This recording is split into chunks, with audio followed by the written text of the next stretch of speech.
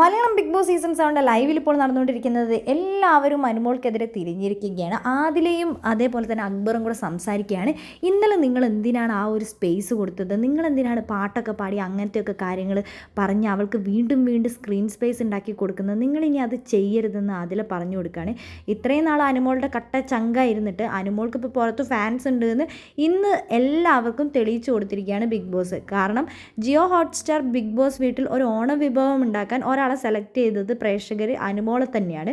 അപ്പോൾ ആ ഒരു ന്യൂസ് ബിഗ് ബോസ് വീട്ടിൽ വന്നതോടുകൂടി അനുമോൾ പായസമാണ് ഉണ്ടാക്കണമെന്ന് പറഞ്ഞു. അപ്പോൾ അക്ബർ പറയുന്നുണ്ട്, അത് ഞാൻ അവളെ ട്രിഗർ ചെയ്യാൻ വേണ്ടിയിട്ടാണ് ഞാൻ അങ്ങനെയൊക്കെ പാടിക്കൊണ്ടിരുന്നത്, ഞാനും അപ്പാണി അങ്ങനെയൊക്കെ വിചാരിച്ചത്.